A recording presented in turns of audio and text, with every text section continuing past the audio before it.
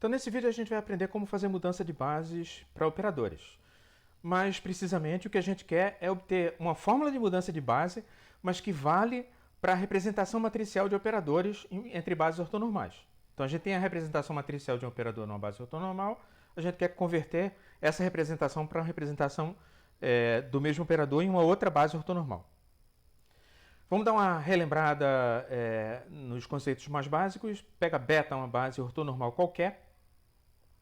A matriz de mudança de base de beta para epsilon é a matriz obtida colocando nas colunas as coordenadas dos vetores o 1 e o 2, que são os vetores da base beta, escritos na base canônica. Então, pega as coordenadas na base canônica de U1, põe na primeira coluna. Coordenadas na base canônica de U2, põe na segunda coluna. Quando você faz isso, o que você obtém é a matriz de mudança de base da base beta, que muda coordenadas da base beta para a base canônica. Então, se você multiplica, pega um vetor na base beta, multiplica ele à esquerda pela matriz de mudança de base beta epsilon, o que sai do outro lado, como resultado do produto, é a matriz coluna que representa, que tem as coordenadas do vetor, do mesmo vetor, só que na base canônica. Então, a fórmula que a gente tem que lembrar é essa.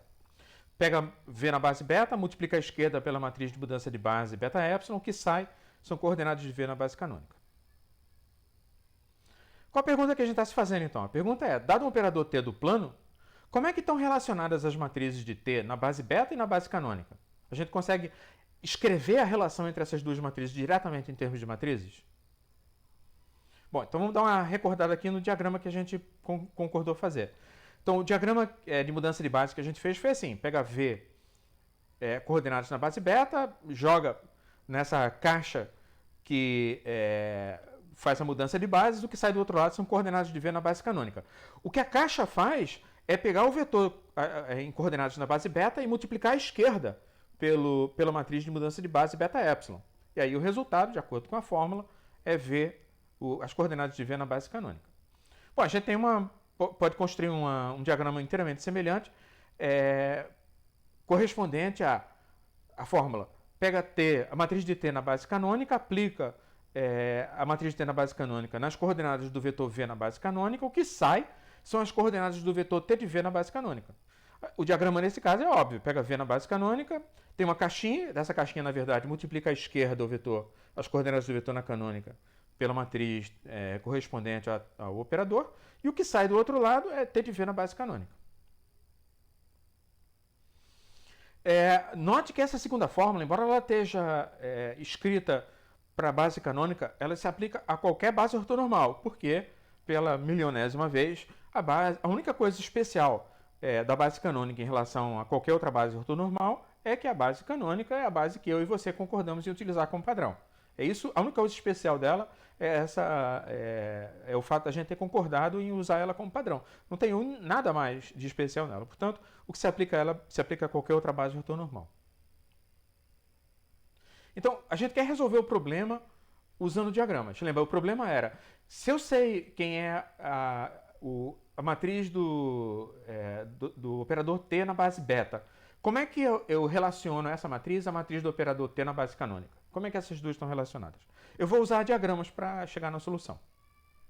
Então, o diagrama que eu quero construir é esse. É o diagrama, entra V de epsilon, atua a matriz T na base epsilon, multiplicando V de epsilon à esquerda, sai T de V na base epsilon.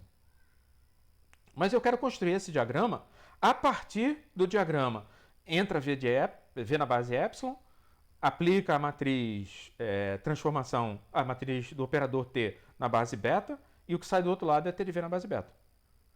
Como é que eu faço isso? Bom, o vetor aqui está na base errada. A entrada do diagrama que eu quero construir entra na base canônica. Então, antes de poder aplicar o T na base beta, a matriz do operador T na base beta, eu tenho que pegar V na base canônica e converter para a base beta. Então eu faço isso usando a matriz de mudança de base. Então agora eu tenho, entra na base canônica, a matriz de mudança de base converte da base canônica para coordenadas de canônica para beta, sai coordenadas na base beta. Essas coordenadas na base beta a essas coordenadas da base beta eu aplico a matriz do operador na base beta. O que sai é o vetor T de V na base beta. Porém, está na base errada de novo. O que eu quero é que a saída, eu quero construir um diagrama análogo ao primeiro. Então eu quero que a saída seja T de V na base beta, na base canônica. Mas o que eu estou obtendo é T de V na base beta. O que é que eu faço? Eu uso a matriz de mudança de base de beta para epsilon para converter a matriz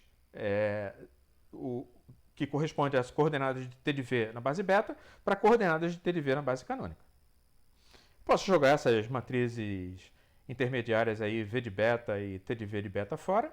O diagrama fica isso, que a gente pode simplificar botando numa mesma linha dessa maneira.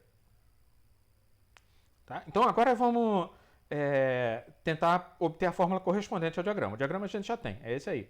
Qual a fórmula? Bom, entra V na base canônica. Então isso tem que aparecer aqui. E sai T de V na base canônica. E vai ter que dar igual a T de V na base canônica. Alguma coisa vai ter que atuar sobre o V na base canônica para sair T de V na base canônica. Bom, mas a sequência do que atua a gente sabe. A primeira coisa que acontece é que eu tenho que atuar com a matriz de mudança de base de epsilon para beta. Lembra, todas essas matrizes são multiplicadas à esquerda do argumento. Então, vai aparecer I de epsilon beta multiplicando V de epsilon à esquerda aqui. Em seguida, eu tenho que multiplicar à esquerda por T de beta. Então, entra T de beta. E em seguida, eu tenho que multiplicar à esquerda pela identidade beta epsilon, para converter de volta o vetor que está saindo até aqui na base beta para a base canônica. Aí eu aplico a matriz e agora o que eu obtenho é a fórmula que eu queria. Mas ainda tem um detalhe aqui que eu posso ir um pouco mais longe, porque eu sei que T de V na base canônica pode ser escrito como matriz do operador T na base canônica multiplicado pelo vetor de V na base canônica. Isso significa que eu tenho agora duas matrizes, esse produto de três matrizes atuando em V de epsilon, dando o mesmo resultado que a matriz de T na base canônica atuando em V de epsilon. Mas a gente sabe que quando você tem duas matrizes que atuam sobre o mesmo vetor e produzem sempre o mesmo resultado, não importa qual seja o vetor que você está pegando, que é a situação aqui, qualquer que seja o vetor de V na base epsilon, essa igualdade de vetores tem que valer. Mas se isso vale para qualquer vetor V, então as duas matrizes são iguais. Então eu descobri que a relação entre T na base beta e T na base epsilon é que T na base epsilon é obtida assim. Você pega T na base beta, multiplica a esquerda pela mudança de base beta epsilon e a direita pela mudança de base epsilon beta. Então vamos fazer um exemplo.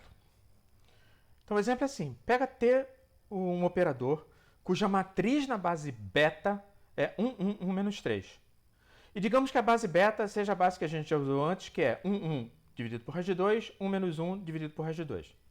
Então, para a gente obter a matriz de mudança de base da beta para epsilon, coordenadas na base beta para coordenadas na base epsilon, o que a gente tem que fazer é colocar nas colunas as coordenadas do primeiro vetor da base beta em coordenadas da canônica, ou seja, 1 raiz de 2, 1 raiz de 2, e na segunda coluna, as coordenadas do segundo vetor da base beta também na canônica, ou seja, 1 raiz de 2 menos 1 raiz de 2. Aí, botando 1 raiz de 2 do lado de fora, para ficar mais bonitinho, fica 1 sobre raiz de 2 vezes a matriz 1, 1, 1 menos 1. Essa é a matriz que pega coordenadas de um vetor na base beta e transforma em coordenadas desse vetor na base canônica. Mas a gente sabe que a fórmula que faz a mudança da matriz, a representação matricial de T na base beta para a representação matricial de T na base canônica, é assim, pega a matriz de T na base beta, multiplica a esquerda pela matriz que troca beta epsilon e pela direita a matriz que troca epsilon beta. Foi isso que a gente viu no slide anterior. Só que essa matriz que faz a mudança de base epsilon beta, a gente viu no vídeo anterior que ela é a inversa da matriz beta epsilon. E a gente também viu que a inversa essas matrizes são ortogonais, ou seja, a inversa delas é igual à transposta.